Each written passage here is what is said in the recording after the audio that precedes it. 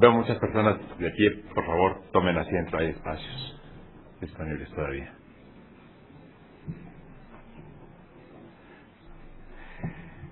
Señoras, señores, buenas noches. Agradezco a todos ustedes su presencia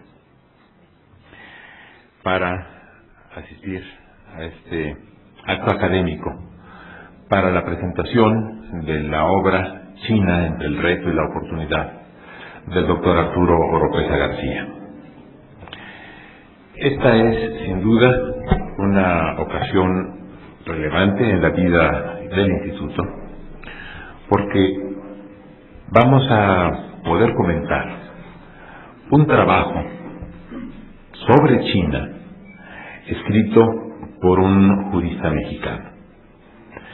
Son pocas las ocasiones en las que los tratadistas mexicanos, los analistas mexicanos, abordan temas que están más allá de nuestras fronteras, pero son menos todavía aquellas en las que se ocupan de un asunto nada menos que como el de la Organización Jurídico-Económica de China. En realidad, este es un tema poco visitado por nuestros tratadistas. Puedo decir que en el orden jurídico, hasta donde mis conocimientos llegan, es esta obra del doctor Oropeza la primera. En el orden económico ha sido el doctor Dussel, estoy hablando de académicos de esta universidad, quien ya ha abordado también cuestiones relacionadas con China. Y en el ámbito de la historia son desde luego muy conocidos los trabajos del doctor Lothar Naut en la Facultad de Filosofía y Letras. Pero el espectro, como decía hace un momento a ustedes, de nuestros estudios referidos a un tema relacionado con una de las potencias económicas y culturales más relevantes del mundo es muy limitado, y esta obra, estoy seguro, marcará una nueva etapa en cuanto a convocar a otros estudiosos para abordar esta materia. El tema de la obra y su desarrollo será desarrollado por los participantes que ustedes ven aquí en esta mesa, a cuyo lado me honro en estar. Agradezco mucho la presencia, por supuesto, del autor, de Arturo Oropeza, que es profesor en nuestra Facultad de Derecho, del profesor de la Facultad de Economía, Enrique Dussel, un prestigiado economista mexicano, del licenciado Marcelo Ebrard, académico hace algún tiempo, pero sigue alentando preocupaciones académicas, además de sus intensas actividades políticas en el Colegio de México, y del investigador de este instituto, Jorge Wittker. La obra a la que se referirán los distinguidos comentaristas que están en la mesa ha sido coeditada por este instituto. Justamente cuando hablé con el doctor Oropeza de la posibilidad de que el instituto coeditara esta importante contribución al conocimiento de las instituciones jurídicas, económicas, financieras, de alguna forma políticas que también aborda, de China, lo hice pensando en que es una función importante de nuestra universidad y en particular del Instituto de Investigaciones Jurídicas ahondar en la trayectoria que estableció desde sus primeros pasos institucionales en 1940, en el sentido de trabajar en el ámbito del derecho comparado. Pero el derecho comparado no se limita, por lo menos no en nuestros días, al análisis exegético de las instituciones normativas. El derecho comparado tiene que involucrar también el examen de otro tipo de aspectos que tienen impacto en el derecho y en los que a su vez el derecho tiene efectos claros, particularmente en el ámbito de la economía. Por otra parte, cuando hablamos de China, hoy reconocida como la cuarta potencia económica del mundo, y cuyos efectos en la economía global se dejan sentir, de esto seguro hablará con mayor conocimiento del que yo pueda llegar a tener nunca en la vida el doctor Dussel. Pero el hecho solo de que sea la cuarta economía, de que las reservas en divisas de China ya asciendan en este momento a una quinta parte del total de las divisas, del total de los estados del planeta, nos indica que es una realidad acerca de la cual una universidad y un instituto como este no pueden ser ajenos. Por otra parte, la relación entre México y China tampoco es una relación reciente ni improvisada. Es más bien una relación que debemos recuperar. Es una relación de muy viejo cuño.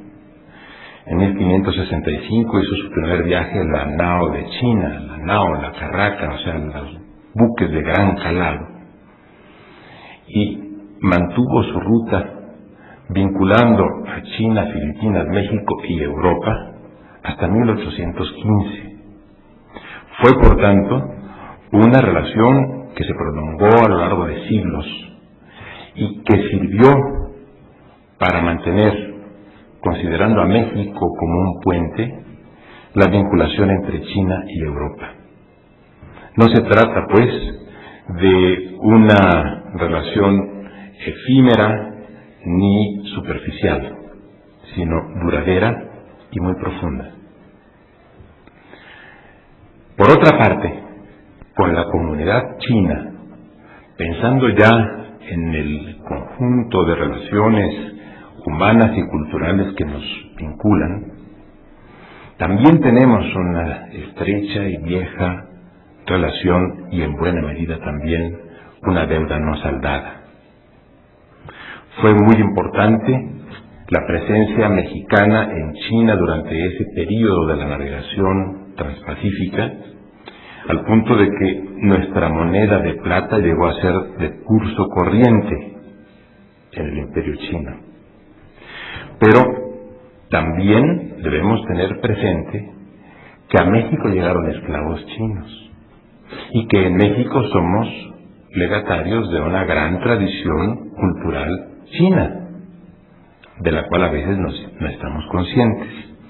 Pero cuando hablamos, por ejemplo, de la China poblana, estamos hablando efectivamente, no en este caso de una china, pero sí de una hindú, avecindada en Puebla, y que trajo, entre otras cosas, el vistoso vestuario con el que identificamos a la China y algo que caracterizamos como propiamente mexicano, que es el mole, que realmente es oriental.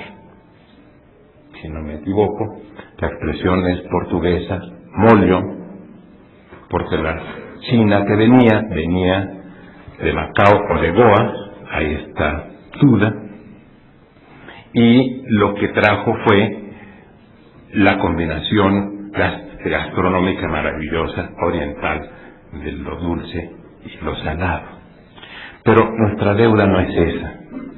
Nuestra deuda consiste en que cuando México comenzó a desarrollar su infraestructura ferroviaria, hizo algo muy semejante a lo que también llevaron a cabo los estadounidenses, que fue importar mano de obra muy barata, casi en condición esclava.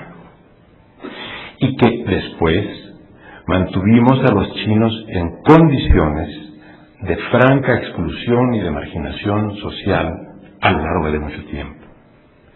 Aquí en el auditorio, entre los distinguidos amigos, por cierto, agradezco muy sinceramente su presencia al señor presidente Carrera y a todos ustedes, desde luego. Pero hay algunos paisanos míos sinaloenses y saben que a Sinaloa llegaron muchos chinos, que a ellos debemos el cultivo del arroz, de las hortalizas, de los lichis y lamentablemente también de la amapola. Pero los sinaloenses, los sonorenses, los coahuilenses, sabemos que a los chinos les ocasionamos gravísimas afrentas, entre otras cosas por los procesos que hemos querido olvidar, pero que un día deberemos reconocer y ofrecer disculpas a la nación china, que se caracterizaron como verdaderas masacres. En la década de los años 10 y en la década al principio de los años 20, la matanza de chinos y su expulsión del país llegó a convertirse en uno de los hechos más ominosos que podemos recordar en nuestra historia, y precisamente por eso no queremos recordarlos. En una sola noche, en el año de 1914, fueron sacrificados más de 300 chinos en Torreón, y poco después se llevaron a cabo episodios semejantes en Sonora y algo también en Sinaloa.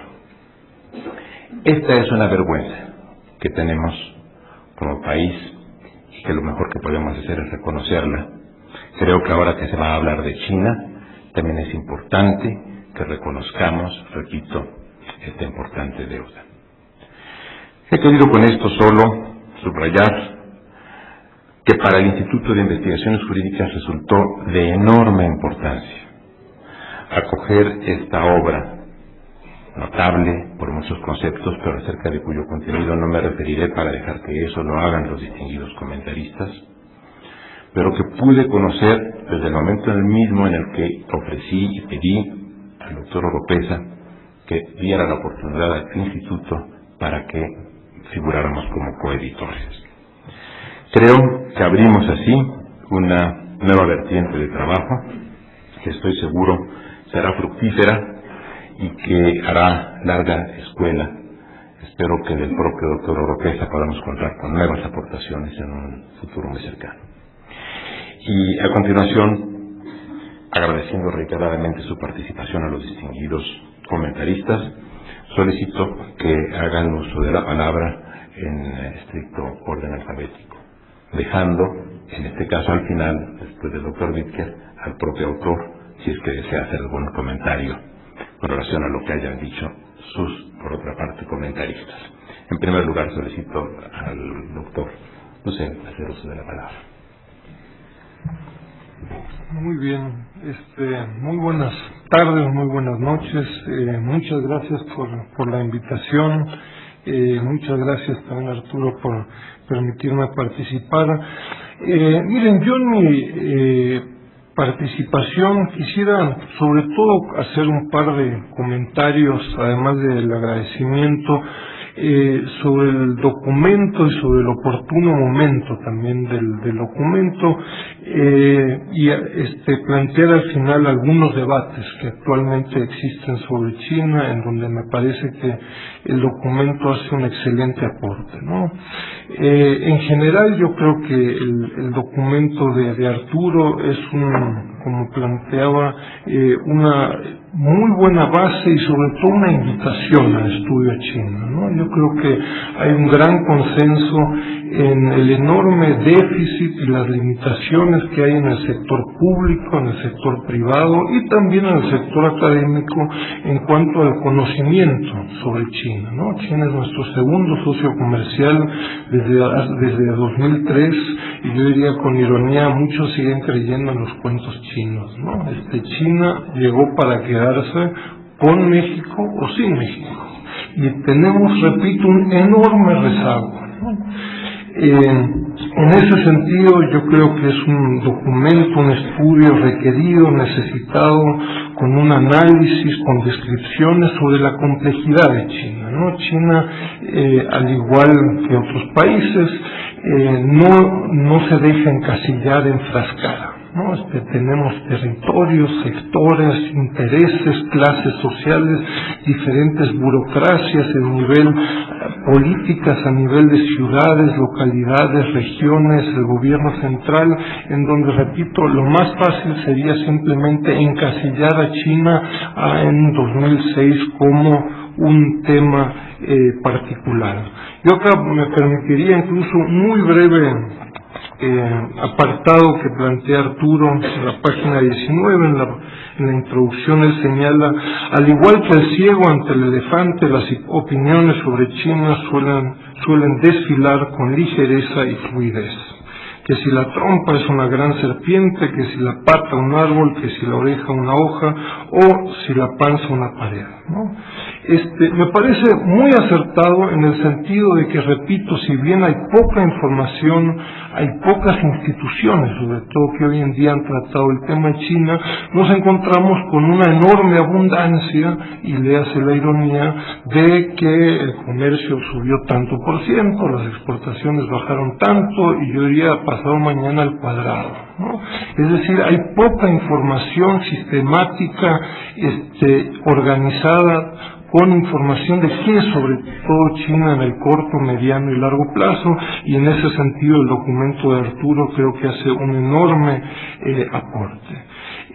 Las referencias estadísticas, pero también de diferentes autores en el ambiente estadounidense, europeo y mexicano en el debate, me parece muy relevante, y creo que es un documento que, como también se planteaba hace un momento, presenta una excelente base para ir más allá de xenofobias y amenazas, ¿no? Lo más fácil para un país que no puede competir ante un país desconocido es, bueno, echarle todas las culpas, ¿no? Entonces, ¿quién es el culpable de pérdidas de empleos? Bueno, pues por supuesto China, ¿no?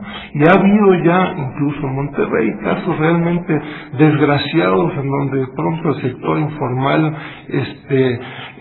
toma a un grupo de turistas chinos porque aparentemente son los que han robado los empleos mexicanos, ¿no? Creo que el documento permite ir mucho más allá de estas xenofobias y de amenazas que parecieran presentar China para la economía y socioeconomía mexicana. Creo que hay un grupo de temas que se podrían destacar y resaltar del documento de Arturo. Señalo tal vez 3 o 4.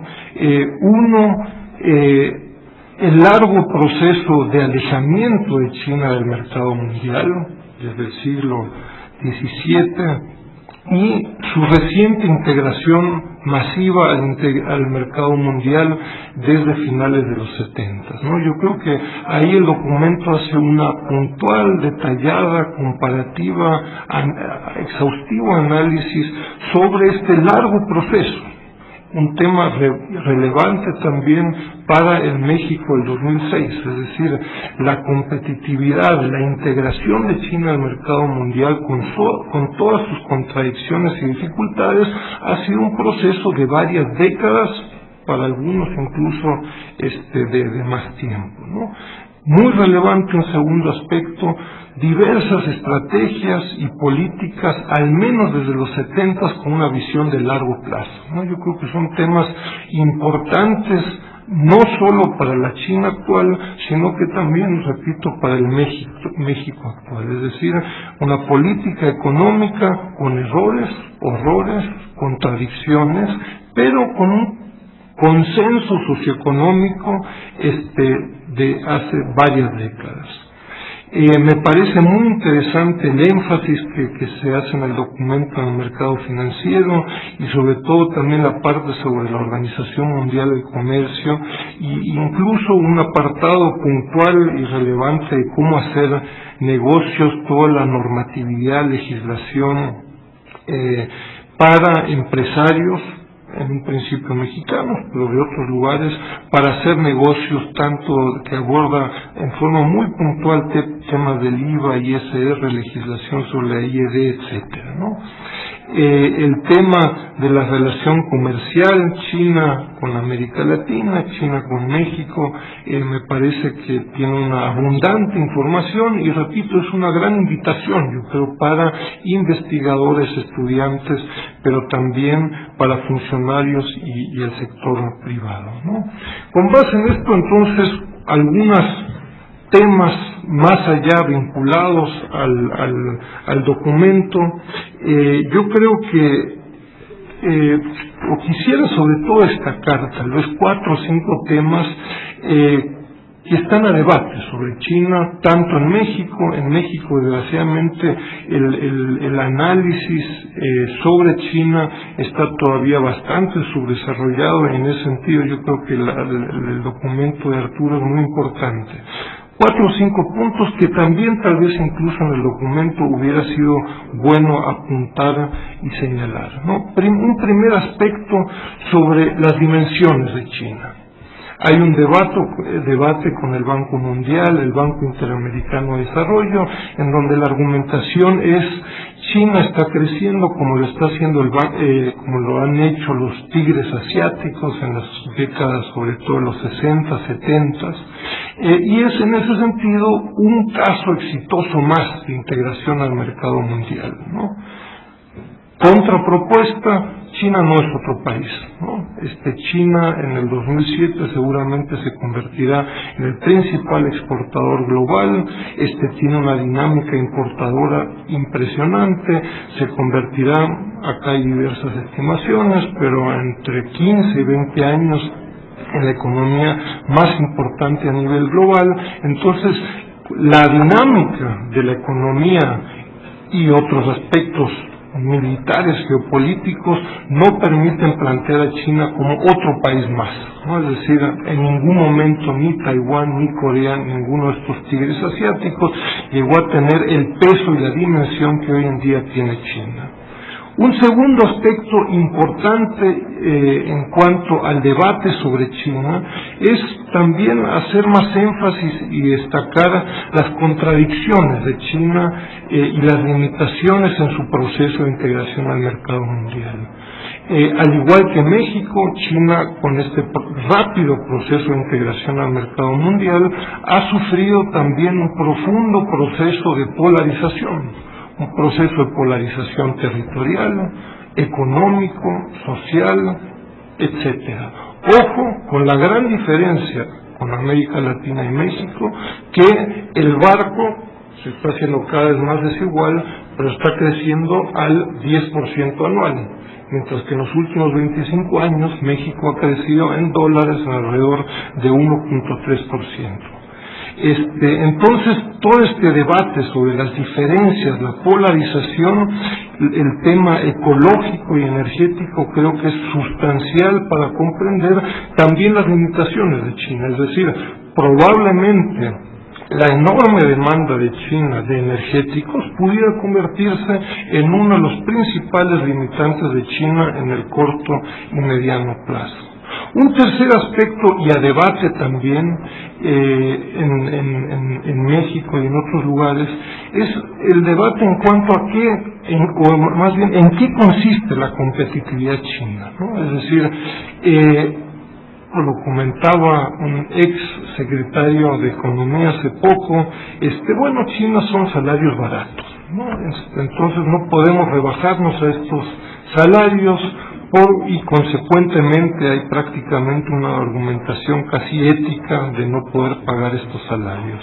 Contrapropuesta, China es mucho más que salarios baratos. China ha hecho un enorme esfuerzo, y voy al cuarto punto, sobre todo en alta tecnología. Es decir, hoy en día conocemos sobre todo productos textiles, confección, que es un poco lo que ha permeado socialmente en la prensa. En el muy corto plazo, China va a ser sobre todo ciencia y tecnología. Hay alrededor de 50 transnacionales chinas, de ZTE a Huawei, a Great Wall, Lenovo, pero también en construcción y otros sectores que ya están en México. Lo que pasa es que no nos hemos apercibido. Con un alto nivel tecnológico, con programas en donde al 2020, hace apenas menos de 3 semanas, salió el último programa de ciencia y tecnología chino. Hoy en día invierten el 0.8% del PIB, en el 2010 se comprometen a hacerlo al 2% del PIB y en el 2020 al 2.5%, ¿no? Es decir, vamos a tener que empezar a ver a China en productos automotrices, de electrónica de alta tecnología, aeronáutica y una cantidad de nuevos materiales.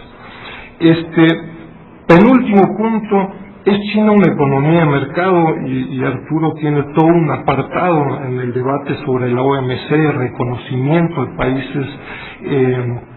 países latinoamericanos, el reconocimiento a China como economía de mercado. China es, en ese sentido, yo creo que un bicho muy raro, ¿no? Y seguramente es un tema muy interesante, creo yo, desde una perspectiva jurídica. Yo acá me estoy metiendo en lo que no. Pero en buena parte del debate, al menos en economía, se plantea el tema de la propiedad como propiedad privada o propiedad pública. El caso de China es un caso bien interesante. Hay un debate acá con Qian, sobre todo Dani Rodri, de Berkeley y otros, donde hablan de las instituciones transicionales y de una enorme cantidad de propiedades en China.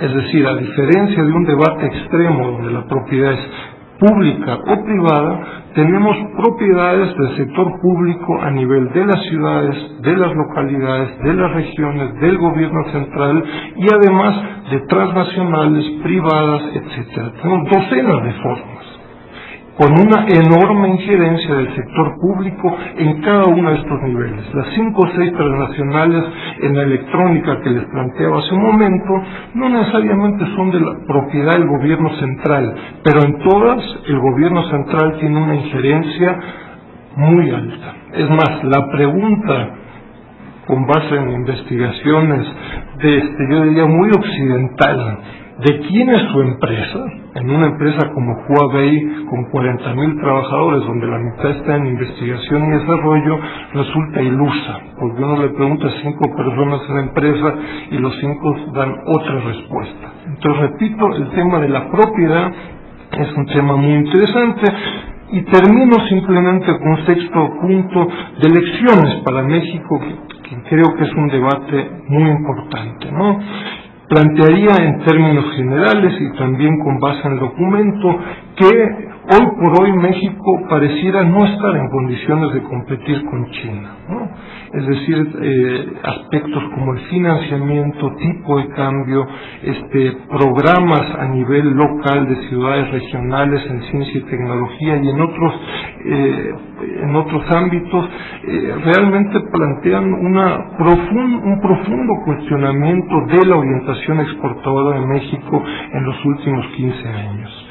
Claramente China plantea una macroeconomía muy pragmática, como se señala en el documento, y orientada a incentivar al sector público, cosa que en México no se ha hecho. México ha perdido en la manufactura en los últimos 5 años casi el 15% de su empleo, y yo diría pareciera que a nadie le importa, ¿no?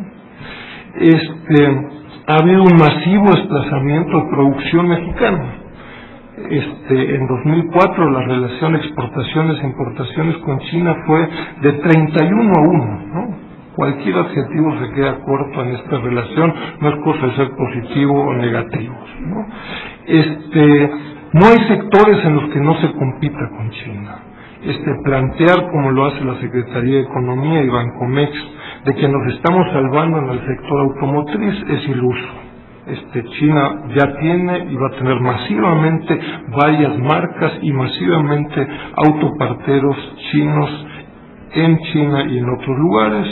Y terminaría simplemente, y yo creo que esta es también la invitación de Arturo y el documento de Arturo, de la enorme necesidad de apostar al análisis, a las propuestas en el corto, mediano y largo plazo en la relación bilateral e ir mucho más allá del tema de China como una amenaza. Detrás de China vienen otros países, como la India, Vietnam, etcétera. Entonces, el país México tiene que prepararse ante un masivo competidor. Muchas gracias.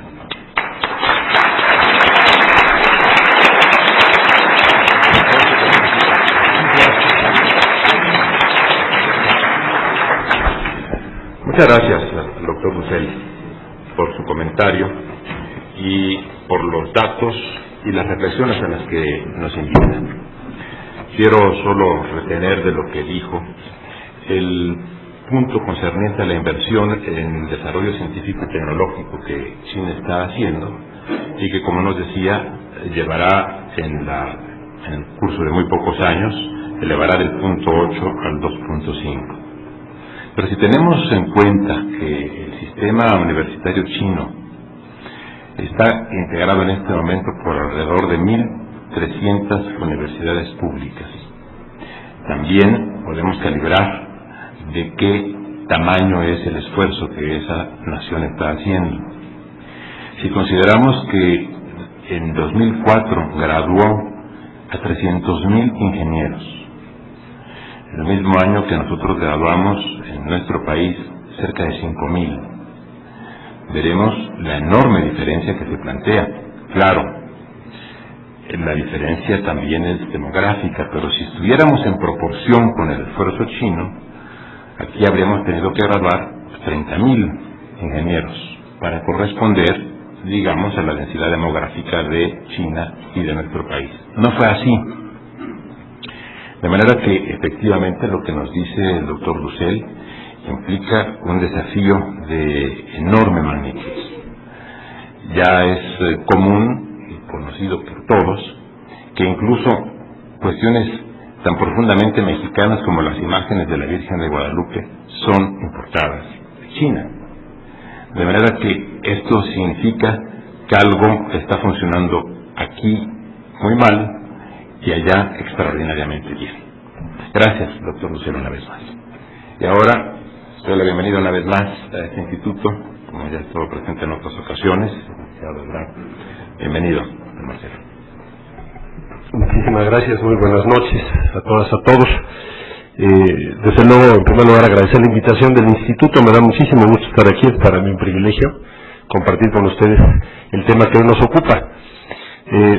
Felicito a Arturo Oropeza por el esfuerzo, sé que son 4 años de trabajo y se nota en tu trabajo, en tu documento. Y yo diría que es uno de los pocos textos que hemos visto, que he visto yo cuando menos desde hace ya algún tiempo, que tiene una visión que seguramente proviene del derecho, que es sistematizar todos los factores que explican un fenómeno y tratar de encontrar un orden lógico.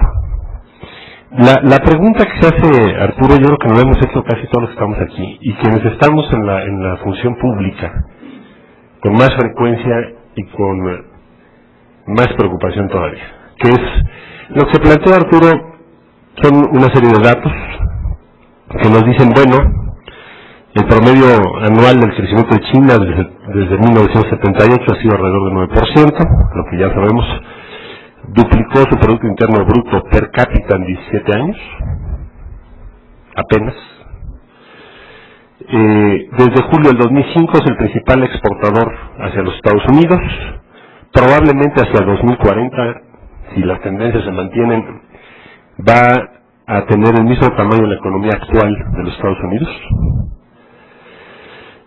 Y en 25 años la pobreza extrema pasó del 67% a alrededor del 17% de la población, según algunas cifras. Se puede discutir la proporción, pero en todo caso ha habido una reducción muy importante en la pobreza extrema. Entonces la pregunta que se hace, Arturo, es ¿por qué? Primer punto, ¿qué es lo que está ocurriendo en China? ¿Qué explica este fenómeno? Es un cambio, además, y bien lo señala él, geopolítico de primer orden a nivel mundial, no solo económico. Y después de la pregunta, bueno, ¿por qué está ocurriendo esto? La otra pregunta que es implícita a todo el trabajo es ¿por qué México no crece? ¿Por qué América Latina su tasa de crecimiento es 2.7? No obstante que seguimos todas las recetas de lo que en los 90 se denominó el consenso de Washington. ¿En dónde está la diferencia y qué explica la diferencia? Me parece muy interesante que lo aborde de esa manera, que haya esas preguntas en todo el texto. Tiene muchas implicaciones de política pública y sobre nuestro modelo de desarrollo. Y lo que nos presenta este estudio es que en China se alinearon todos los instrumentos disponibles para un proyecto a mediano plazo, que desde luego no descansa en la superficial visión de que solo es una competencia de mano de obra. Eso dejó de serlo hace mucho tiempo. Tomaron parte de lo que en México se desarrolló, maquiladoras, y luego lo complementaron con otros instrumentos. De suerte que hay una política comercial integrada, sistemática. Hay zonas del país que fueron desarrolladas de manera deliberada, que tenían mayores ventajas comparativas respecto al resto del país. Hay una política de concentración y acumulación de recursos y también de conocimiento, que lo menciona Arturo. Son 20 años de acumulación, de desarrollo de algunas disciplinas. De hecho, en Estados Unidos, la mayor parte de las universidades o institutos muy especializados, la mayor proporción de estudiantes extranjeros provienen, como sabemos, de Asia, y en particular de China ha venido cobrando importancia, pero no es un fenómeno de un año, es una política deliberada de 2 décadas. Lo mismo hizo la India, que ahora tiene, como ustedes saben, toda la zona de Bangalore y otros desarrollos muy importantes asociados al conocimiento. Y lo que deja ver esto es, bueno, si ustedes van a una reunión de la Secretaría de Economía o de la Secretaría de Hacienda, está prohibido mencionar política de desarrollo. Se considera anticuado, y si ustedes insisten mucho les van a decir populistas o algo por el estilo. Entonces, si algo demuestra el texto de Arturo, es que lo que, bueno, si se los dicen, siéntanse bien, claro. Si algo demuestra el texto de Arturo es que lo que hubo en el caso chino es una conducción del Estado con diversos instrumentos, con una visión de mediano plazo. ¿Qué es lo que tenemos acá? No quiero pecar de simplismo, pero tenemos una política de apertura muy desordenada, ausencia total de una política industrial. Es increíble que todavía en la Secretaría de Hacienda, en la Secretaría de Economía, la filosofía oficial es que los países no deben tener política industrial. Frente a esta evidencia, Arturo, por favor, mándaselo con carácter de urgente. No te digo al presidente porque no lee esas cosas, pero al secretario de Hacienda y al secretario de Economía. Porque lo que aquí está demostrado es todo lo contrario. Es un método distinto que se puede discutir en sus partes, en su contenido, pero esencialmente lo que hay es una visión desde el Estado de a dónde va a ir China.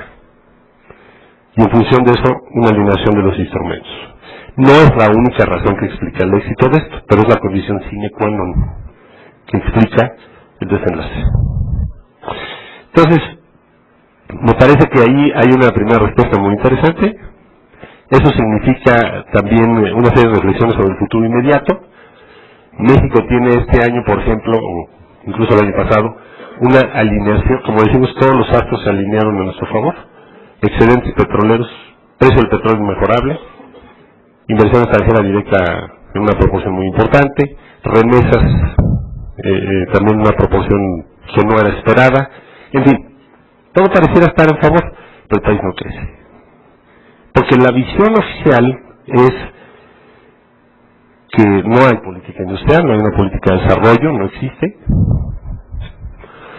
Y en segundo lugar, porque se ha privilegiado una línea de contención económica a toda costa. Entonces, simple y llanamente lo que nos está diciendo la experiencia china es que el camino por el que vamos es un camino equivocado. No es cierto que el país va a crecer. Por ahí alguien dijo que íbamos a crecer al 7%, bueno, pues que se lea el libro si puede, y ahí está la respuesta. Si no, combinas todos tus instrumentos, una visión de mediano plazo, una idea muy clara de cuáles son los nichos que quieres desarrollar y por qué y en dónde, pero lo más probable es que no lo logres. Y eso es lo que nos está pasando, entre otras cosas. Entonces me parece una reflexión fundamental hoy en México. Entonces, bueno, ¿qué políticas públicas debemos seguir? Hay una primera invitación: pensemos muy bien nuestra relación con China. Porque bueno, si ustedes ven el debate que muchas veces hay en torno a China, en México está muy poco informado. Y estoy hablando incluso de las más altas esferas del Estado. Se le ve como un riesgo y no estamos desarrollando una actividad, no tenemos una actitud, una disposición o una línea estratégica proactiva respecto al más importante cambio que vamos a presenciar en este siglo, en el equilibrio geopolítico, económico y militar a nivel mundial, sin duda. Ya lo sabemos. Se podrá discutir cuándo exactamente, de qué manera esto va a afectar las relaciones internacionales, pero va a ocurrir. Y además tiene que ver con los intereses estratégicos de México, porque el sector exportador en el que nosotros estamos ubicados o vinculados es el que va a sufrir los fenómenos más intensos, no solo de competencia, sino de desplazamiento. Si ustedes analizan nuestras exportaciones, bueno, saquen ustedes petróleo, en fin, el corazón, que es buena parte asociado a la industria automotriz, pues claro que nos va a afectar. O sea, además va a haber un cambio energético muy importante, ya lo sabemos. ¿Y qué estamos haciendo? ¿Esperando? Tal pareciera, ¿no? Prendiendo una veladora o algo así para que ojalá no nos afecte mucho. Pero bueno, ¿cuál es la política que va a seguir nuestra hacia China? Esa es la pregunta, u otra de las preguntas que están implícitas en el texto y que me parecen muy importantes. Tenemos que diseñar una política inteligente hacia China. Puede ser un riesgo, puede ser una oportunidad, así le dice Arturo. Tiene razón. Lo que sí estamos seguros es que si no hacemos nada, si no cambiamos nuestra política, si no elaboramos una política más compleja, seguramente nos va a ir mal. Y esta va a ser la reflexión central y tiene que ser las definiciones centrales en los próximos años, porque tiene que ver con Estados Unidos y con China y con nosotros. Son nuestros dos principales socios. Y la otra es, ¿qué políticas públicas debemos diseñar hacia nuestro futuro y qué lecciones nos son útiles para el caso específico de la Ciudad de México? Entonces, primero, de lo que se deriva del texto, las grandes actrices de el cambio en China son las ciudades. No nos debe sorprender, lo mismo ha ocurrido en Europa y en otras latitudes. Esto pareciera una obviedad, pero no lo es. Si ustedes revisan en México todos los instrumentos de política económica, o bien más ampliamente, de desarrollo, casi todos son federales. O dicho de otro modo, están bajo control del gobierno federal. La Ciudad de México no tiene prácticamente margen de gestión económica, de su propia política de desarrollo, salvo los proyectos de desarrollo urbano, un poco de fomento económico con recursos muy limitados, 30 a 40 millones de dólares al año, y ya, todo lo demás es el gobierno federal. En esta descripción voy de un extremo al otro rápidamente. Desde el tema que el otro día discutíamos sobre el Aeropuerto Internacional de la Ciudad de México, ustedes díganme, ¿por qué el aeropuerto de la Ciudad de México lo tiene que administrar un grupo privado? ¿Por qué no lo administra la ciudad? Eso es lo que hace Chicago o muchas otras ciudades del mundo, y lo hacen bien. Es una fuente de ingreso importante y segundo, es un determinante de tu competitividad frente a otras ciudades. Pero en la Ciudad de México ni siquiera se le invitó, porque la lógica fue, pues hay que concesionarlo. Realmente no es una concesión, es un permiso, pero en fin, para el caso es lo mismo. Y una de las determinantes, por ejemplo, en el aeropuerto, tiempos de espera, por cierto, cuando tenemos vuelos de China, obviamente más de 8 horas, pues son 3 estaciones de migración. Hay que hablar a Gobernación para ver si por favor nos abren más estaciones de migración. Digan ustedes, ¿eso qué importancia tiene? Pues determina el tiempo de espera.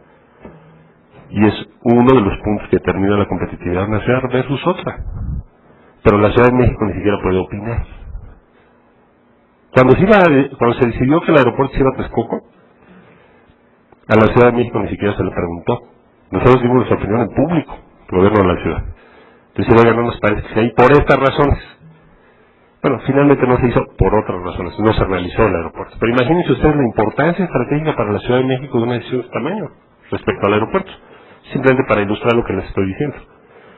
Pero lo mismo nos pasa con telecomunicaciones.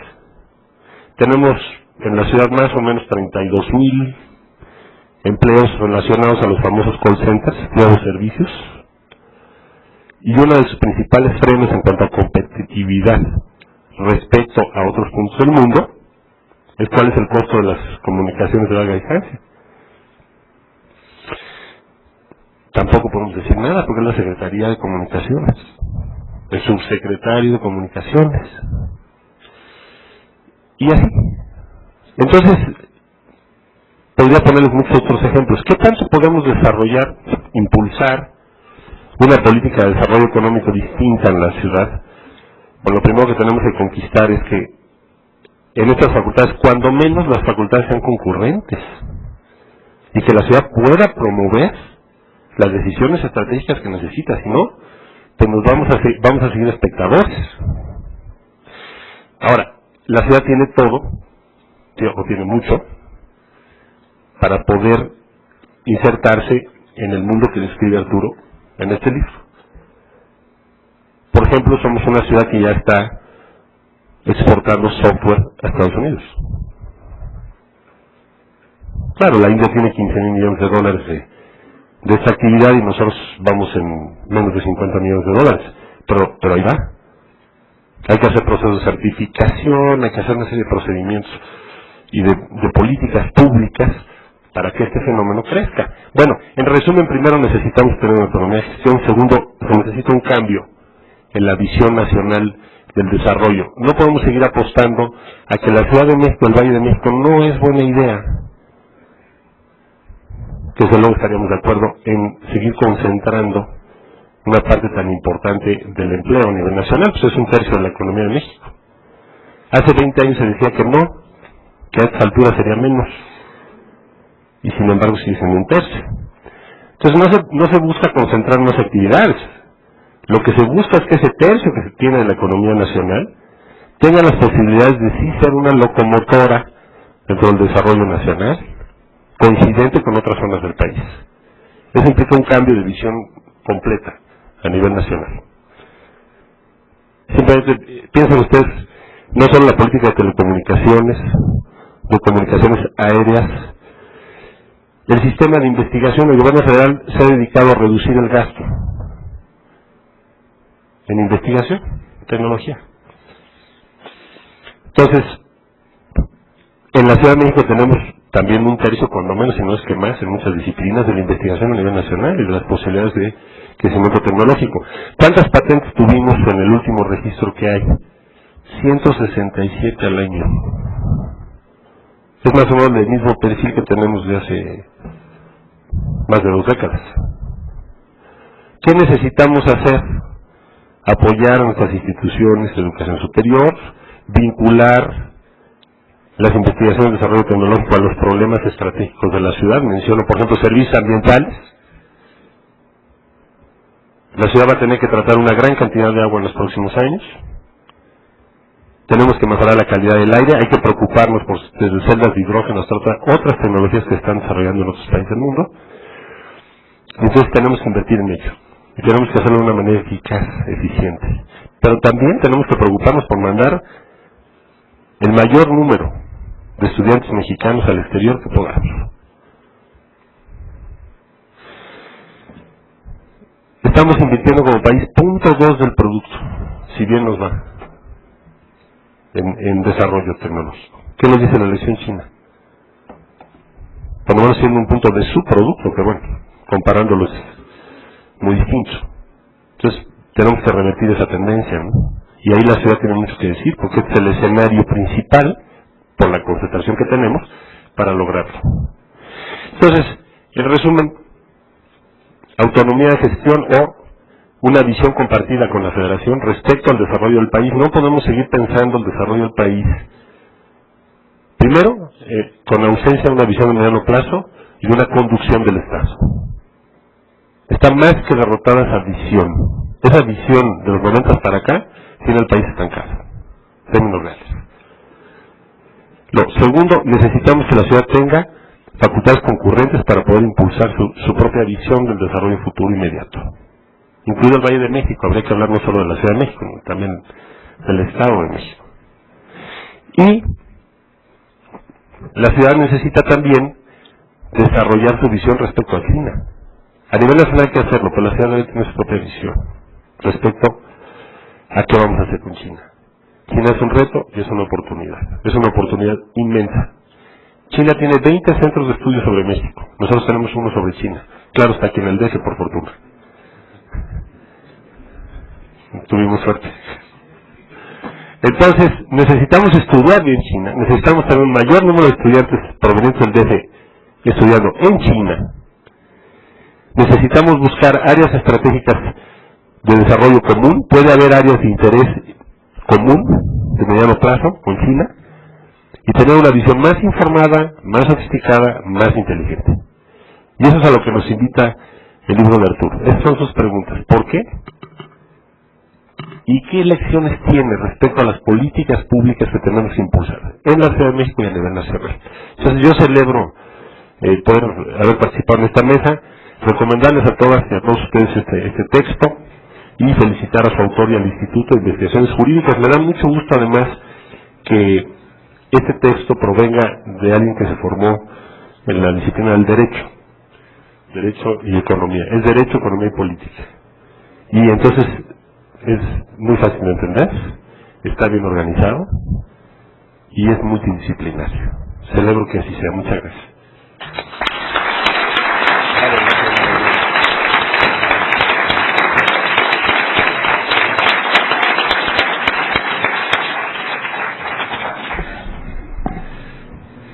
Todos hemos escuchado con gran interés esta exposición que revela las características del hombre de Estado.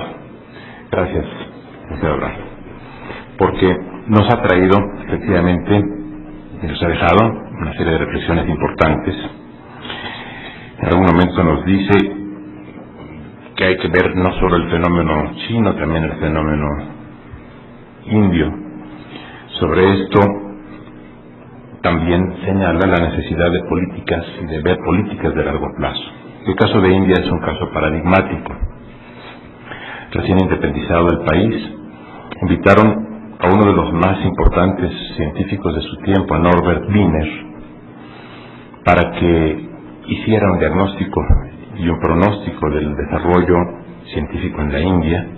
Y fue Wiener, en el año 50 o en el 51, quien sugirió a la India adoptar una política centrada fundamentalmente en el desarrollo cibernético. Claro, había mucho de interés por parte de Wiener porque era esa su disciplina dominante, pero es lo que ha permitido que la India se coloque en este momento como una de las potencias más representativas precisamente en ese espacio.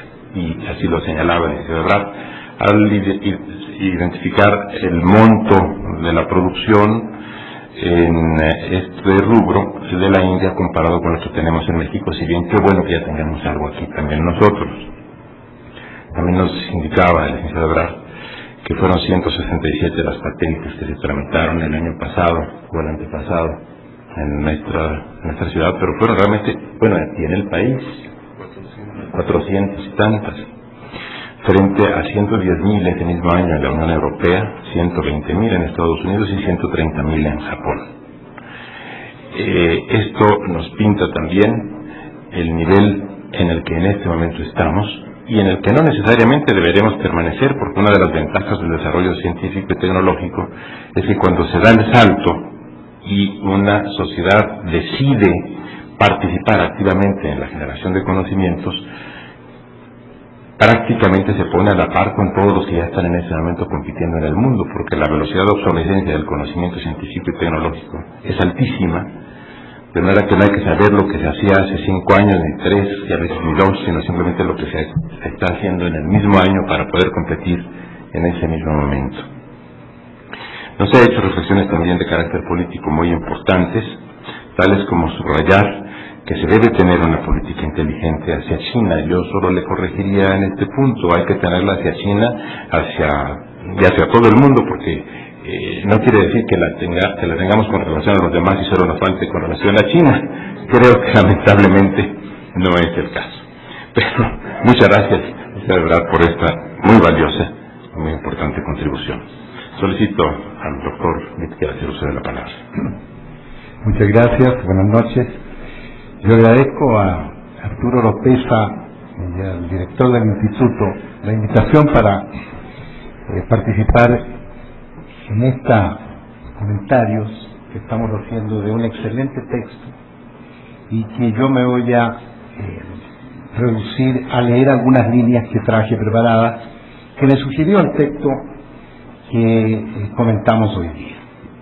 El libro comprende 8 capítulos que describen y analizan aspectos económicos e institucionales sustanciales de lo que el autor llama el modelo chino.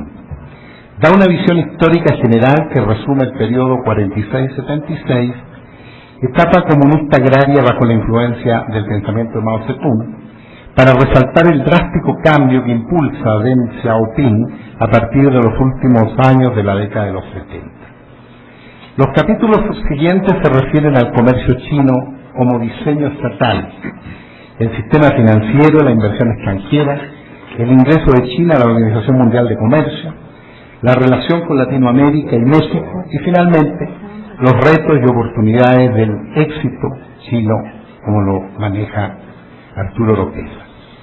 Las siguientes reflexiones se orientan a destacar los aspectos relevantes que se desprenden de este libro y al mismo tiempo señalar brevemente algunas omisiones, usando las expresiones del autor, el desarrollo que le falta por escribir, que él llama del llamado modelo chino y que plantea en este esfuerzo del autor y que con tanto agrado comentamos. Elementos del modelo chino. Michael Porter, en La ventaja comparativa de las naciones, ya afirmaba en los 90 que la experiencia de desarrollo de los países industrializados pasaba por definir una política económica pública de Estado, que comienza con un acento promotor selectivo volcado a los mercados internos, como etapa previa y necesaria para despegar hacia los mercados de exportación. Parte de este enfoque y parte de las etapas del crecimiento económico de Arthur Lewis son articulados desde la perspectiva de la realidad china por Deng Xiaoping a fines de los 70 y que es descrito y analizado detalladamente por el autor. En efecto, reformas, desarrollo, estabilidad, vinculando las políticas estatales a los esfuerzos privados nacionales y extranjeros, constituyen la teoría de los cambios de paradigmas impulsados por el nuevo grupo dirigente chino. Con dicho paradigma es interesante destacar, como lo hace Oropeza, que China se ha insertado en la globalización desde su interés nacional y no desde los intereses transnacionales de terceros países, como lo ha hecho Latinoamérica. Se podría afirmar al respecto que China está intentando construir su presencia en los mercados globales como sujeto de los mismos y no como objeto, situación esta última que presenciamos con poco optimismo en México. Por ello es posible advertir que China y otros países asiáticos no se han globalizado bajo los postulados del consenso de Washington y por el contrario, han aprovechado de la apertura económica mundial los aspectos funcionales y positivos para sus economías y empresas nacionales. Una muestra de lo anterior es la forma como China se incorpora en el año 2001 a la Organización Mundial de Comercio. Una premisa esencial que desprendemos del libro de Oropeza es que China y demás países asiáticos, especialmente Corea y Taiwán, señalan que un modelo industrializador basado en la dinámica exportadora no requiere de una liberalización comercial indiscriminada en sus importaciones. En efecto, China evidencia que es posible mantener políticas relativamente proteccionistas, agricultura, granos, inversiones extranjeras, selectivas, geográficas y sectoriales, control de cambio y crecer hacia afuera con una notable expansión de exportaciones no tradicionales. El protocolo de adhesión de China a la OMC En el contexto de una apertura de liberación comercial gradual y pausada, China se incorpora a la OMC el 11 de diciembre del año 2001, luego de haber solicitado su ingreso a dicha organización 15 años antes. No hubo precipitación, como ven ustedes. De la lectura de dicho protocolo de adhesión, yo desprendo elementos que difieren un tanto con lo que Arturo Oropeza señala en su capítulo 5 del libro que comentamos.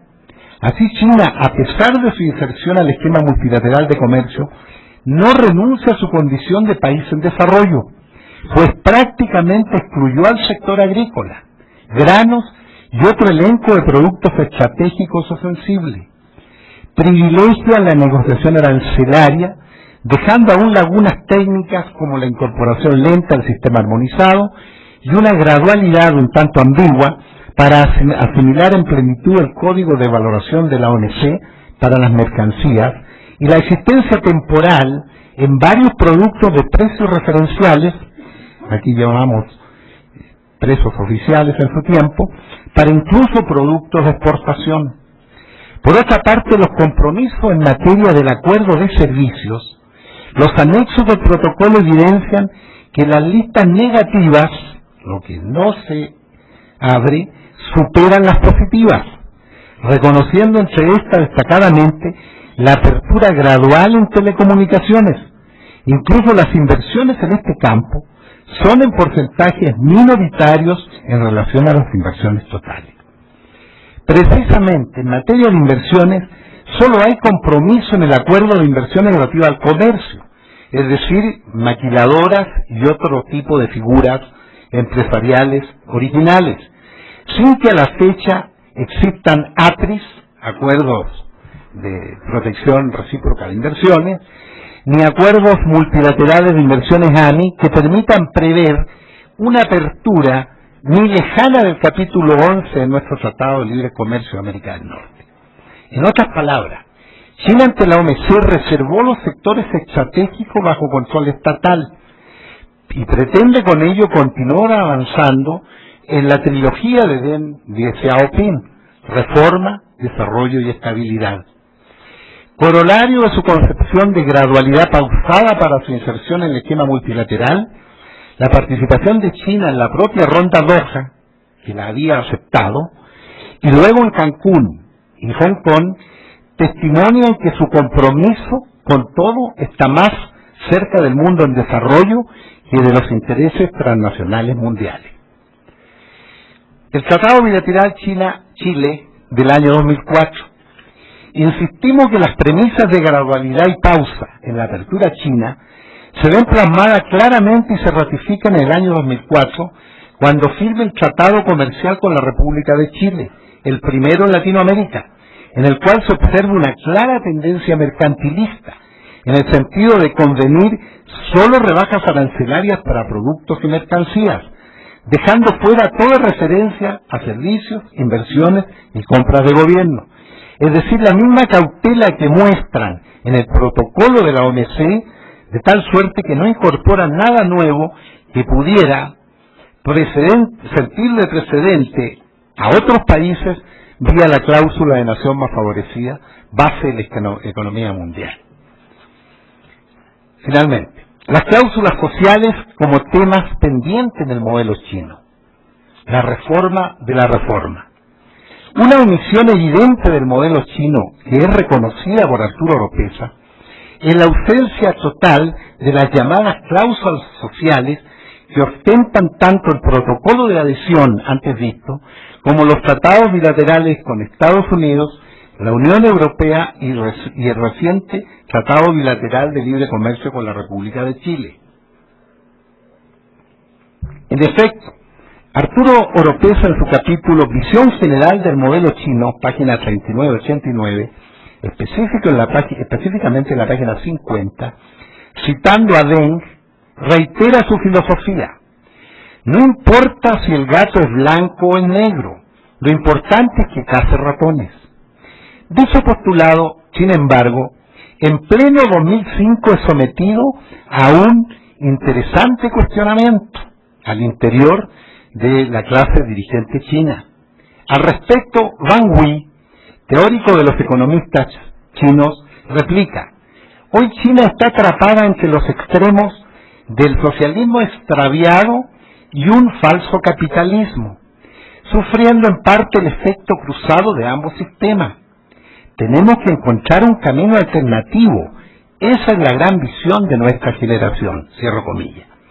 Consecuentemente, las cláusulas sociales son aquellas normas que regulan los derechos económicos, laborales y sociales de los mercados nacionales y las protecciones ambientales y de sustentabilidad que deben acompañar todo proceso de crecimiento económico.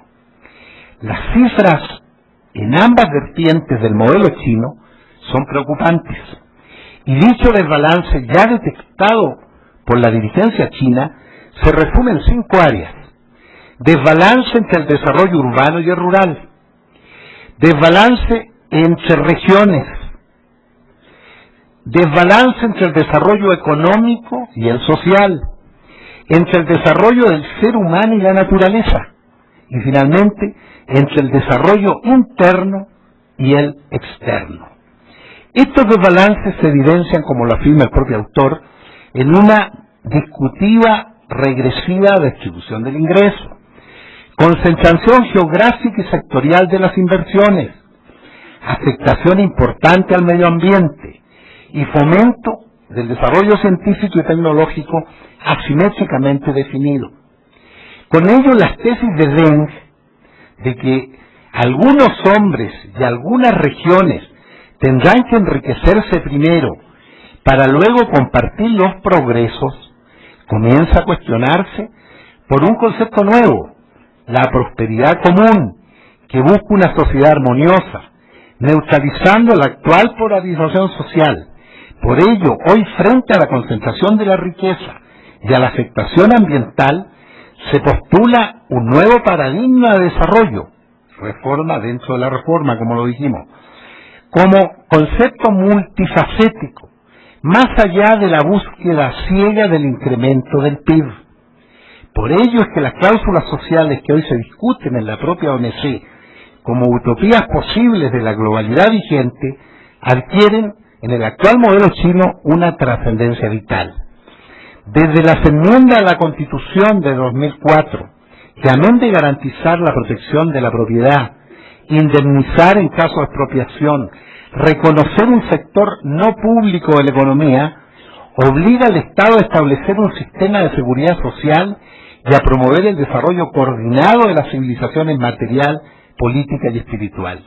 En este contexto se prepara el 11º plan quinquenal, que entre otros cambios postula que, a diferencia del plan anterior, en que la agricultura apoya a la industria, experiencia que los mexicanos recordamos muy bien, ahora la industria debe apoyar a la agricultura y que la inversión en infraestructura debe pasar de las ciudades, con todo respeto, al campo.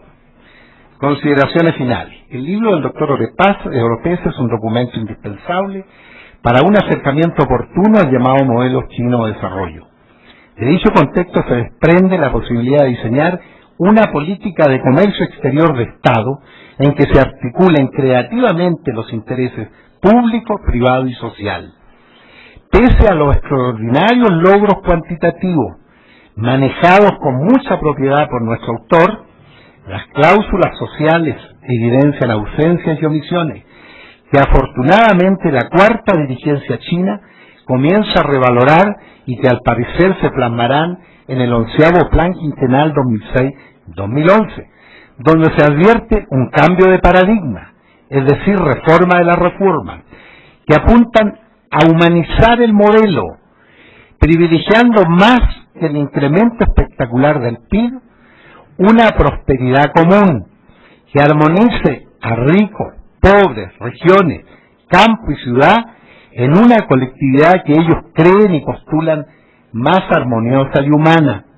Al parecer, el socialismo extraviado de la República China, ahora inscrito en una economía de mercado integral, vuelve por sus fueros y trata de distinguir que una cosa es una economía de mercado y otra cosa es una sociedad de mercado. Muchas gracias.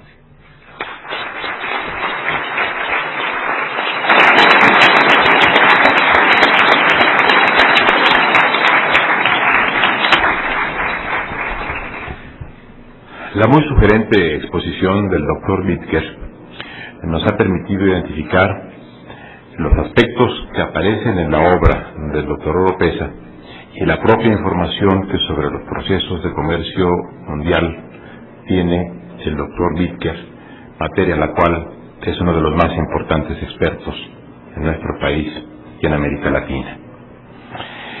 Esto muestra hasta qué punto es útil poder conocer lo que pasa en otros sistemas económicos y jurídicos. Hace unos momentos, cuando también el licenciado Ebrard hacía referencia a la necesidad de que enviemos a un número creciente de estudiantes mexicanos al extranjero, aspecto y opinión que comparto, creo que debemos adicionarla de una sugerencia que por lo menos en este instituto hemos tomado ya como base para orientar el trabajo de nuestros becarios en el extranjero. Y es que vayan al extranjero para estudiar al extranjero. No se tiene que ir a Boston, ni se tiene que ir a París, ni se tiene que ir a Oxford para estudiar a México. Hay que ir a conocer el mundo en el que México se quiere insertar y dentro del cual quiere triunfar. Eso es lo que hacen la mayor parte de los estudiantes que asisten a centros de educación de alto nivel. Pero nosotros, curiosamente, sufragamos los gastos de nuestros estudiantes mexicanos para que auxilien a los profesores extranjeros a conocer mejor a México. Y regresan a México habiendo aprendido un poco más sobre el país, pero desconociéndolo casi todo sobre aquel en el cual estuvieron viviendo durante largo tiempo. Esta visión, me atrevo a calificar de aldeana, porque tenemos que reconocer también nuestras deficiencias, debe ser superada y debe serlo justamente en los términos que ha planteado el doctor Bittker y que ha planteado la obra del doctor Oropesa. Quiero ahora pedirle a nuestro autor que haga uso de la palabra. Gracias, Diego. Buenas noches a todos ustedes. Un gusto, un honor compartir estas reflexiones sobre el documento. Yo quisiera iniciar con los reconocimientos y en primer lugar con el director del Instituto de Investigaciones Jurídicas, que siempre ha estado abierto a empujar, a apoyar este tipo de ediciones. Tengo la fortuna de tener ya 3 ediciones con el Instituto y ha sido un honor para mí y un agradecimiento para el doctor Diego Valadez, que siempre se ha mostrado tan dispuesto para apoyar este tipo de impulsos. En este caso, un impulso especial de un tema que en estricto sentido jurídico rebasa las fronteras, pero las fronteras tradicionales, no las fronteras de hoy. Hoy creo que cualquier profesional debe ser un profesional del mundo, del evento global que vivimos y que nos toca vivir y enfrentar, y por ello felicito y agradezco al doctor Diego Valadez su aceptación. Desde luego también agradezco de manera especial y con muchísimo gusto que Marcelo Ebrard haya acompañado esta presentación, porque qué mejor gusto puede tener la obra de que precisamente el contenido y sus posibles aplicaciones o consecuencias puedan tener alguna trascendencia en las personas que lo pueden concretar. Creo que es parte precisamente del reto chino que tenemos, o hindú o global, porque China no es exactamente, cuando decimos China tenemos que decir el mundo, y así lo deberíamos de entender. O sea, China es un espejo en el cual nos vemos y nos reflejamos, y normalmente no nos vemos bien, pero no nos vemos bien con ella y no nos vemos bien con nadie. Entonces, el tema es de que cuando hablemos con China tenemos que entender que se está volviendo un vocablo global, ¿sí? Y ahí cabe India, y cabe Vietnam, y cabe Irlanda, y cabe Nueva Zelanda. En fin, no es el único modelo de desarrollo, pero es el mejor. No es el único, pero es el que ha aglutinado y el que ha monopolizado las grandes estrategias del desarrollo. No es lo mismo crecer y lograr el desarrollo de 17 millones de personas, como es el caso chileno, que es un caso de laboratorio, que hacerlo con 1.300 millones de personas. Es una dimensión totalmente diferente y por lo tanto creo que también el ejemplo es diferente, y por ello También me congratulo y agradezco a Marcelo Ebrard que haya tenido el tiempo y el interés y el profesionalismo de estar leyendo esta obra y de estar acompañándonos hoy en su presentación, que es un gran gusto para la obra hacerlo. Para Enrique Dussel también vale la pena decirlo, cuando se habló aquí de que el primer centro de estudios multidisciplinario México-China apenas se formó el año pasado, bueno, el promotor de ese centro de estudios es el doctor Enrique Dussel, y es una de las gentes que ha tomado en serio, además de asombrarse de las cifras, ha reaccionado con cosas concretas respecto a las cifras. Y no es que México no viniera estudiando ya desde hace tiempo a China. El Colegio de México tiene más de 40 años de hacerlo de la manera más completa de Latinoamérica y con formación incluso de estudiantes chinos que han venido aquí a aprender el español. Sin embargo, la visión que tenemos todavía de estudio de China, o que se tiene por lo menos hasta estos días, es una visión histórica, una visión filosófica, una visión del lenguaje, una visión de las dinastías, y no es que eso no sea importante, pero China hoy es una transformación y es un ente totalmente diferente que además no acabamos de describir. Ahorita el doctor Dilker nos daba una aproximación de lo que él entiende por cómo podemos aproximarnos al modelo, a un eufemismo que se dice socialismo de mercado y que la verdad no acabamos de entender qué es ese socialismo de mercado. Y aquí tenemos también a un gran economista que nos lo puede decir, pero que no podemos definirlo. Tenemos aproximaciones porque además es un proyecto en movimiento, en transformación, cambia todos los días. Entonces, precisar hoy exactamente de qué estamos hablando no es posible, como no es posible definir hoy exactamente a la globalización. Vivimos en un momento histórico de completa transformación, en el que nos reta precisamente a reaccionar todos los días respecto al derrotero que están siguiendo estos fenómenos. Así que este centro y esta reacción de Enrique Dussel y su presencia aquí también la agradezco, y desde luego al doctor Jorge Dilker, que como ya lo dijo el doctor Valadez, es una de las gentes que más conocen no nada más en México, sino en Latinoamérica, de los temas de derecho económico, derecho comercial, y que también siempre ha apoyado con gran interés y profesionalismo estas inquietudes de tratar los temas nuevos del derecho y sus fronteras, por llamarlo también de alguna manera. Yo quisiera rápidamente, si lo permite la audiencia y pasando un poco del tiempo, hacer algunas breves reflexiones sobre la existencia del libro. Y quisiera decirles confesarles a ustedes que el libro es el resultado de dos situaciones. La primera, de no caer ya en la sentencia borgiana de que los autores finalmente sacan sus libros para no seguirlos corrigiendo. Y yo creo que tiene totalmente la razón Borges, porque yo la verdad cerré el libro ya para no seguirlo corrigiendo, porque China cambia todos los días. Entonces había que en algún momento cerrarlo, y bueno, se cerró el 15 de febrero, y bueno, a lo mejor hoy tendría yo que escribir otro libro, pero por lo menos esa fue una de las razones para haberlo hecho así. Y la otra también, les confieso que el libro es producto de la ignorancia, de mi ignorancia. A mí el tema de China, como al mundo en general, me llegó con retraso, me llegó tarde, me llegó de repente, me llegó de improviso. Creo que al mundo le pasó algo parecido. Yo empecé a escuchar China con motivo de los viajes constantes que hago, con motivo de mi actividad académica, de mi actividad profesional, y el tema empezó a brotar como hongo por todos lados, y de repente China, y esto, China, y la cifra de China, y yo no entendía qué pasaba, qué era eso. Lo primero que intenté, o lo que decidí hacer, es ir a China, o sea, ver qué estaba pasando y realmente qué era lo que se decía tanto de este nuevo fenómeno.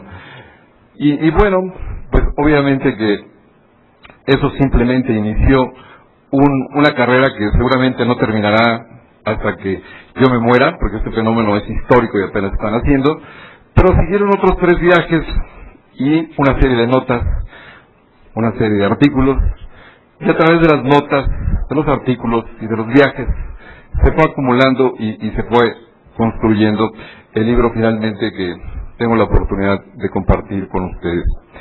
Y dentro de ese conocimiento y esa aproximación me encontré con algunos proverbios, que el proverbio es la sabiduría china condensada, la sabiduría asiática condensada, y que se parece mucho a nuestros refranes, y que, los proverbios chinos siempre hay uno para lo que ustedes tengan, desde el dolor de cabeza hasta para el desarrollo.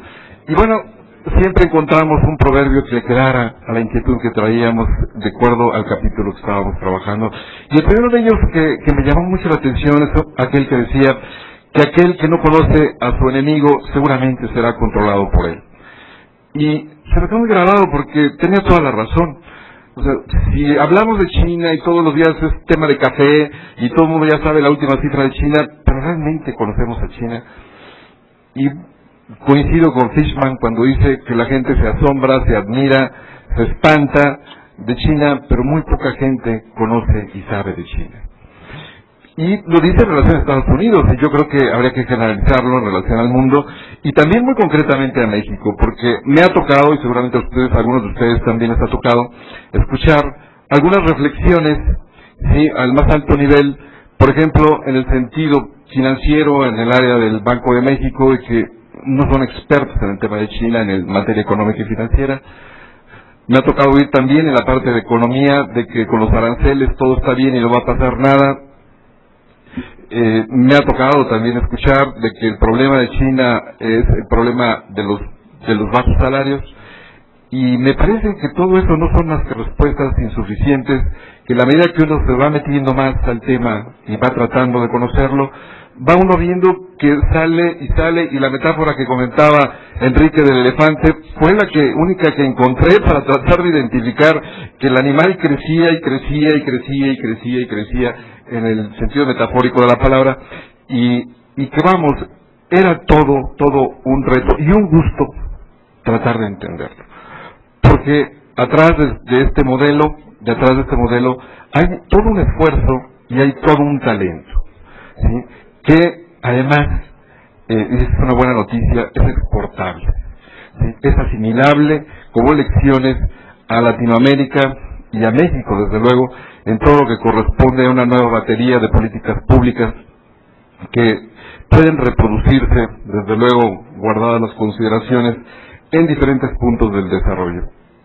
Sin embargo, en esta breve reflexión, yo no quisiera hacer notar y hacer una abstracción un poco de dónde viene, precisamente pensando en la fuente de todo esto, y recordar el año de 1976 en China, y recordar rápidamente que China venía de 1949 a 76 en un proceso muy difícil de arranques y caídas, y arranques y caídas, en el que su modelo de desarrollo no había podido concretarse. Después de un inicio esforzado, vigoroso, cayeron rápidamente, y el gran salto adelante más bien fue el gran salto hacia atrás. En 1959, 60, 61, tuvieron una hambruna aproximada de 30 millones de personas. Tuvieron la década perdida de 1967 a 1976, y tuvieron también una revolución cultural que de ninguna manera les daba las líneas del crecimiento, del desarrollo, y sobre todo la satisfacción de las necesidades sociales que tanto señala el doctor Wittker, ¿sí? O sea, hablamos de 30 millones de hambruna. O sea, para analizar a China y hablar de China hoy, hay que entender de dónde viene, para tenerle respeto. Porque si no sabemos de dónde viene, entonces las opiniones podemos hacerlas con el facilismo de la comida de las 3 veces al día. Y la primera concepción de Deng Xiaoping, cuando él logra ver en 1976, 77, 78 hacia dónde quería ir, fue muy sencillo, o sea, profundamente sencillo. O sea, son 3 pasos, dicen, los que debemos de conseguir. Al 2000 debemos de conseguir 2. El primero, darle de comer a la gente 3 veces al día. La segunda, darle vestido, ¿sí?, y sustento. Y la tercera, 50 años después de que empiece el milenio, podremos entonces tener un nivel per cápita a un país de desarrollo intermedio. Entonces, la reflexión es muy sencilla, consideran ustedes, pero es profunda y viene precisamente desde donde parte este modelo. Parte de 900 millones de personas que en aquel tiempo había en China y que venían de muy atrás, y que en un año de 1976 es la crisis profunda donde todo explota, afortunadamente para bien para ellos. En enero muere Zhou Enlai, en julio tienen un terremoto donde mueren más de 250,000 personas, y en septiembre de ese mismo año, 9 de septiembre, muere Mao Zedong.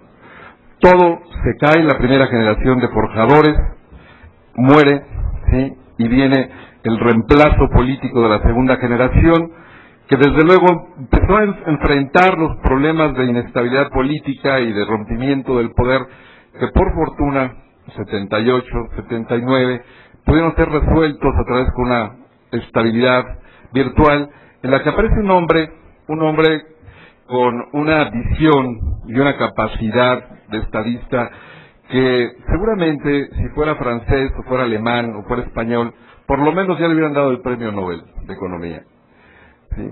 Como no es así, todavía siguen en espera de escribirse su obra pública, su obra política y sobre todo las lecciones de desarrollo que el modelo que creó, ¿sí?, hoy tienen a China como el principal país exitoso dentro del proceso de globalización. Pero si hiciéramos ese pequeño ejercicio de abstracción muy breve que estoy tratando de provocar en esta mesa, veríamos que, imaginémonos un poco qué era esa China de 1976-78, un oscurantismo, cerrada, amurallada, nada de apertura, nada de experiencia internacional y, sin embargo, el reto de crecer, el reto de lograr el desarrollo, el crecimiento, la escuela, los alimentos y en medio del inicio de una globalización, de una nueva etapa en la que también no había nada escrito. O sea, los libros de globalización apenas empiezan a escribirse. No había fórmulas de el éxito del desarrollo. Al contrario, se moría una etapa. Y en eso, ahí es donde tenemos la primera coincidencia China y México. En ese momento, la coincidencia de la terminación de una etapa que tenía China ante el reto de seguir con algo nuevo, y México venía también de su desarrollo estabilizador, de su desarrollo sostenido, y también entre ese agotamiento andaba en búsqueda de respuestas. ¿Qué sigue? México estaba en la misma situación. Venían de procesos diferentes, tenían plataformas distintas, China venía de un momento muy precario, México venía de un momento exitoso. En ese momento, en 78, México era el doble de la economía de China. ¿Sí? En ese momento, México tenía una pobreza extrema del 27% y China tenía una pobreza extrema del 70%. Totalmente diferente. Y en materia de exportaciones tenían una plataforma similar promedio de 8,000 millones de dólares. A 2005, al año pasado, el resultado es totalmente diferente. ¿Sí? La economía de China es 3 veces más grande que la de México. En pobreza extrema, China hoy tiene 17 puntos, México tiene 20. ¿Sí? Ya lo rebasó también en ese terreno. Y en materia de exportaciones, si bien los dos estaban amurallados por diferentes razones y no tenían un vuelco hacia afuera, China hoy, sus exportaciones también son ya más de 6,600,000 millones de dólares. México tiene 200,000, son también cerca de 3 veces la superación que ha hecho China. ¿Qué pasó? O sea, ¿qué hicieron ellos que no hicimos nosotros? Y ese es el tema y la pregunta que está aquí y que debe estar en los textos que sigan y en los expertos que tendrán también que seguramente trabajar en esto. O sea, ¿qué no hicimos? ¿Qué hicieron ellos? Y yo creo que finalmente es la conjunción de las dos cosas. Es algo exitoso, un nuevo modelo, un invento, porque como bien se dice, el socialismo de mercado es un invento apenas en gestación, que puede concretar. Yo no me negaría a que agarrar a cartas de institucionalización, ¿sí? Pero finalmente entiendo que es un modelo en transición, pero el modelo de México seguramente también no cumplió con las etapas a las cuales estaba demandado. Y en este punto es donde se abre la principal lección y acercamiento con China. En esta revisión de 1980 a 2005, y viendo en estas 25, 26 años que han pasado en este cuarto de siglo, ver cuáles son los puntos donde se pudiera hacer una reflexión del modelo de desarrollo. Por eso cuando se habla del modelo de desarrollo y se dice el modelo de desarrollo no se toca, habría que quitarnos esos paradigmas. China precisamente es exitosa, entre otras muchas razones, porque todos los días rompe paradigmas.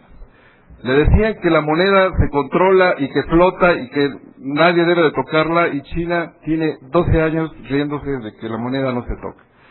Y le dicen que la banca cuando es deficitaria tiene que quebrarse y hacerse fobaproas, o la crisis del corralito en Argentina, y China desde 1970, incluso antes de la apertura, trae un déficit en su banca que se calculaba en algunos estudios hasta del 80% del PIB. Hoy algunos estudios también señalan que lo ha bajado al 25%.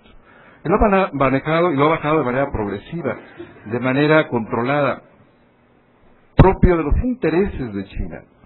No hizo ningún shock bancario ni quebró al país.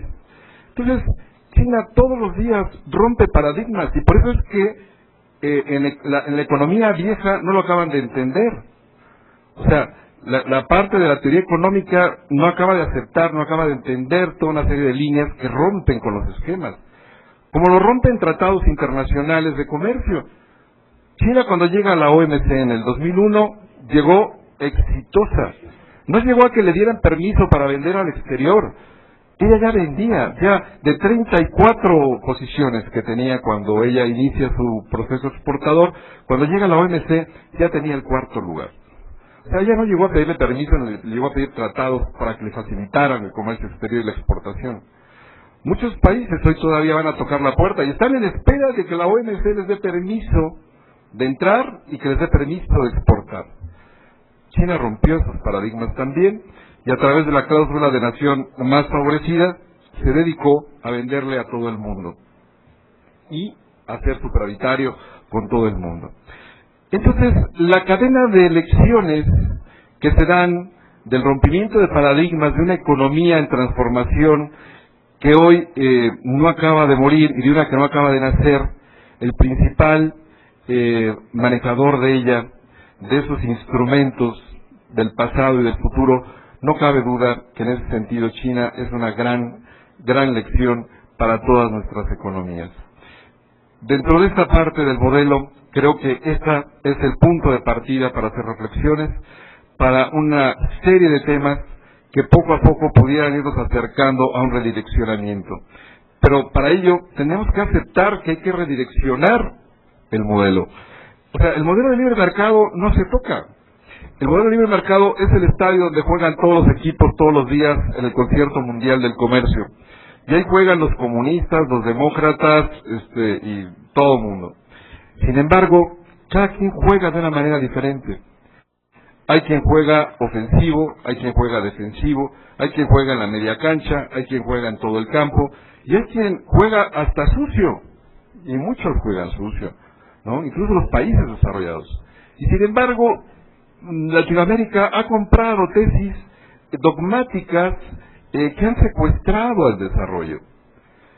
Y la parte de económica y política en muchas ocasiones ha estado haciendo secuestrar el desarrollo a través de posturas dogmáticas que no permiten la flexibilización de las diferentes posiciones del desarrollo.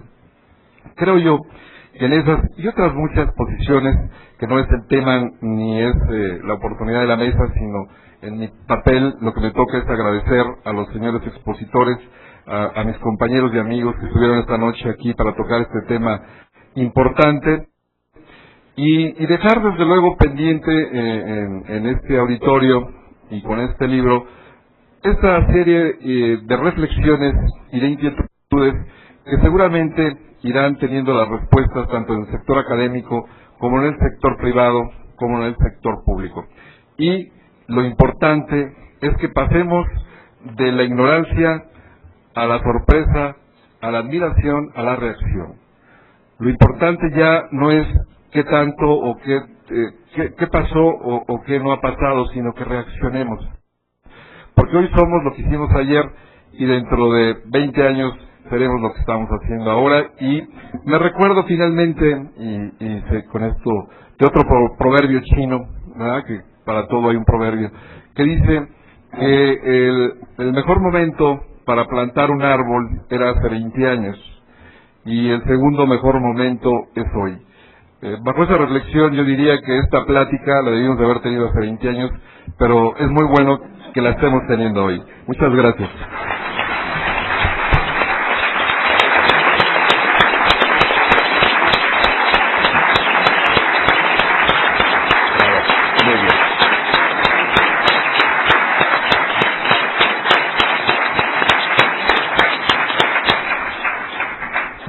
Después de estas elocuentes palabras del doctor Oropeza, yo solo los invito a que, además de tenerla hoy, sigamos teniendo esta plática por mucho tiempo. Gracias a todos por su presencia y en especial a los señores expositores. Buenas noches.